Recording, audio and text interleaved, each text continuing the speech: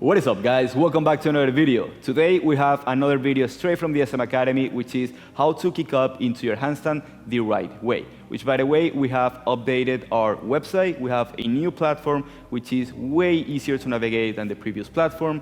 Now we are able to fit all the huge amount of content that we have produced over the past year, which is more than 200 classes already.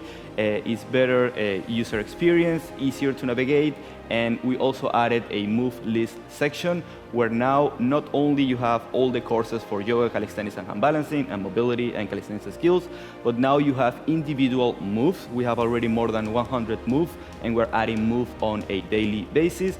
And now you can grab all those moves and create your own workouts. The next week, as we are updating the platform on a continuous basis, the next week is gonna be the search engine where you're gonna have filters for all the different moves based on plane of motion, body part, lower body, upper body, equipment, no equipment, beginner, intermediate, advanced. That way you can just go into the filters and select the move that matches the criteria that you're looking for. Also updated our pricing, and now you can access to the Academy from only $7.99. All the description is down in the description. But before we get into the video, I want to announce the winners from last week's giveaway, which are Dijin Media, 50 TG, and Jeremy Kyle. You guys just won an SMT as well as some SM wrist wraps. We're gonna ship that product right to you. If you wanna participate on this week's giveaway, make sure to comment within the first 60 minutes of this video and get a chance to win some SM apparel or some SM equipment. With that being said, guys, I will see you in the video.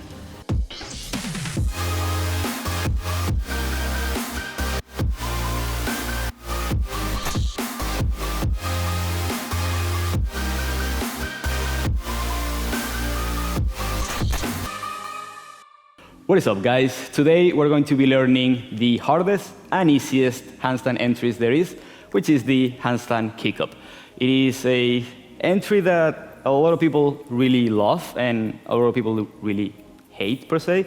I have no hate within myself, but it's not my favorite entrance, per se, but it's the easiest one in regards to strength. The hard component of the kick-up is that there are way too many variables that we need to take into consideration. Given the fact that our shoulders are behind, we need to create that momentum. If we keep way too much, we fall over. If we keep way too little, we don't get our feet, and we're always trying to fight that balance. We're gonna, first I'm gonna demonstrate it without the wall so you guys can see the technique, but if you're afraid to still fall or get out of your handstand, wait until you create that awareness and that fear is out of your mind, so you can begin practicing off the wall. We're gonna begin with theory, basically. So hands are shoulder width apart. As we've spoken, shoulder width apart, it is not this wide, but it's actually, if you wanna look closer, that is actually shoulder width.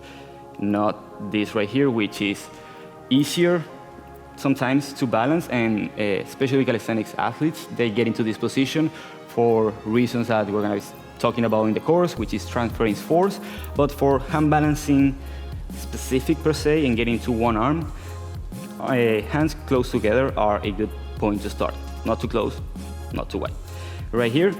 And the other thing is open your hands a little bit. Make sure that your index finger is facing forward and that you have enough surface that you are covering to prevent yourself from falling forward. The kick-up is a entry that requires a lot of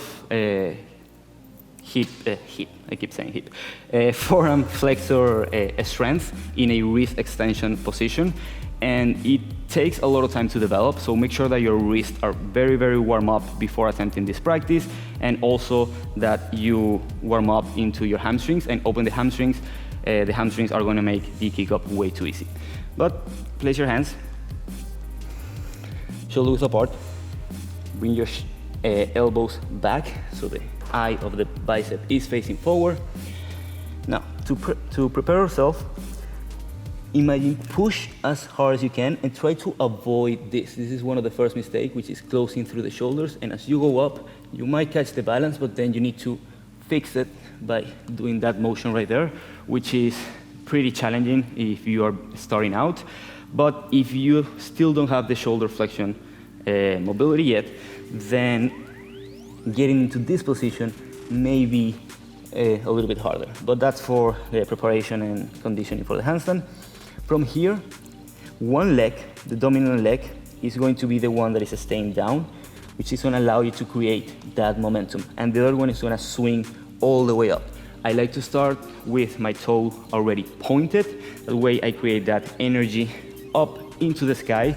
And I've been saying it 1,000 times in previous videos, lead with your hips. These are your shoulders. You want to stack your hips right on top of your shoulders. The second thing is that your shoulders, I want them behind your wrist. So instead of beginning here, if you begin here, which it reduces the variables, but at the same time, it's way too easy to just go over and fall over your handstand. If you have your shoulders back, not too much back, but back enough with your shoulders open into flexion, this allows that when you create that momentum, the shoulders get on top of the wrist. And if you start right here, they might be way too far forward and you can either be in the banana handstand or you just fall and smash your face, hopefully not. So shoulders behind your wrist. You need to play around with it. A kick up is something that you need to practice a couple times to get a hang of it. But certain techniques and certain tips that when I be talking about is really gonna make it a lot easier. After you find that leg that is going to create the momentum, don't send the hips back that much, but your shoulders are behind your wrist and you go down instead of sending back. This minimizes that your hips are not that low in relationship to your shoulders, but they stay pretty high. If you don't have a space right here, you can go right here and work on opening up the hip and finding that leg that allows you to find the most amount of balance, or the easiest one for you is a trial and error thing. And once we get into the practice of the kick up, we're gonna be working on both sides to prevent imbalances from always doing the same side. The kick up, the famous kick up. How not to keep more than we should, or how to kick up less. Once you get up, I want you to keep your legs in a L shape or either a V shape. So once you find that momentum, leg is straight, you stack your hips and you find that L shape. Now, if you see me here, I'm compensating in all over the place and my back is in anterior pelvic tilt. And even if I bring my legs together, I don't end up in a straight line, just because once you go up, you are going to be arching your back. So a good habit to get into is getting up with a posterior pelvic tilt. Some teachers recommend not to be right here, but go straight into the handstand. But at the beginning, it's very, very hard. We're also going to explore another shape to create that balance.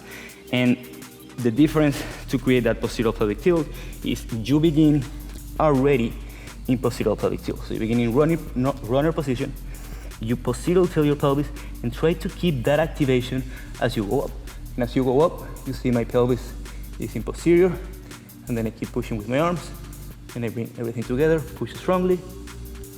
Ooh, use your fingers to prevent from falling, and then either fall or try to hold the handstand. Let's go against the wall to create some awareness.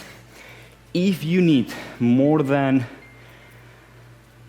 5 times to kick up and hold the handstand, and you cannot hold for 2 or 3 seconds, go against the wall. The idea of hand balancing is accumulating as much time in the position as possible. So if you're always kicking up and falling and falling and falling, which is one of the biggest factors why people don't progress, first of all, you're gonna get frustrated. Second of all, you might be putting way too much pressure on the wrist without actually practicing the balance, and you might be compensating way too much, and you're just gonna give up. So the wall is your friend. Use it respectively until we actually completely get off the wall, and the wall is gonna be our enemy. Not that much. Place your hands at about a hand distance apart. The closer to the wall, the better. But at the beginning, we have the tendency to be on this neck extension. Try to avoid that.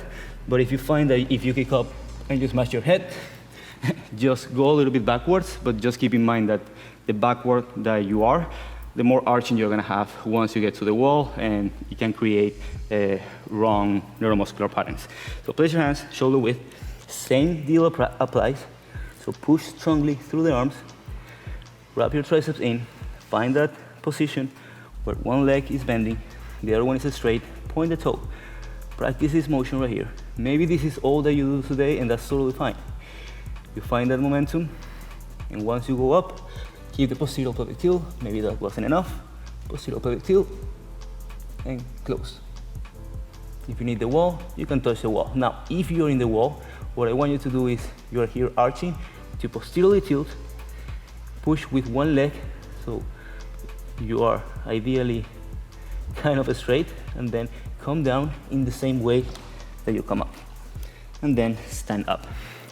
That is one way of kicking up, but a lot of gymnastics, they teach you to bring your hands towards the floor and then kick up. That is another variable. So the variables of the kick up are, your shoulders are shifting forward. You need to press with your fingers to prevent from falling forward. Your hips need to be right on top of your shoulders, so you're vertically stacked. And if you go past beyond and you have the strength on your fingers, you are going to go over. If you kick up way too little, you're going to be in this position. If you don't have that much of hamstring flexibility, this is what is going to happen. Instead of being here, you're gonna have to be like right here.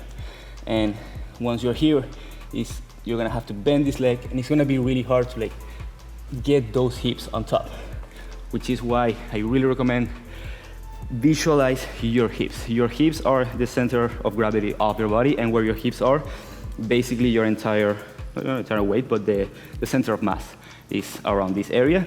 And if they are here and you don't do any compensation, then you're going to fall. And the compensation that you're going to do if they stay here and you find the balance is going to be an excessive arch in your back, which we want to try to minimize. Let's go for kick up. Another tip, use something to elevate your feet, not your hands. Your hands would be for challenging that position. But for this one, just use something to elevate. This one is just like a little inch, but still it makes a difference. But you can use a pair of blocks, something that is stable. You don't want to be in something that like this, actually. And from here, it's the same thing, but your hips are going to be way closer to your shoulders on top. And you find that kick up, and then you go up. Now, play around with that. This one is to practice, either with the wall or without the wall. Now let's get into some shapes, different shapes that can facilitate that kick up. One that is very, very common, but it's very, very hard not to get into the bad habit of arching the back, is keeping that leg that is kicking up in a tuck position. So you're here, you go down, and the leg that is creating the momentum, that's actually pushing, in this case is my left, is the one that's going to remain tucked. And you find this position. Now, in this position, it's very easy to create in this habit, which, I mean, if you're working on balance and you have no pain, nothing wrong with that, but we are aiming for this, ideally. So the same deal applies.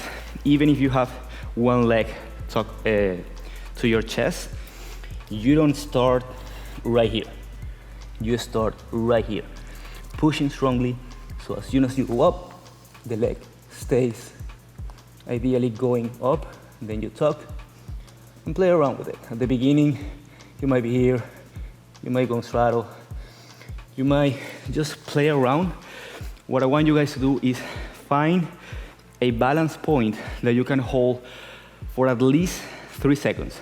And if that doesn't happen, then go into the building aspect of the technique, which is using the wall and doing several repetitions of either scissors or different drills that we're gonna get into later.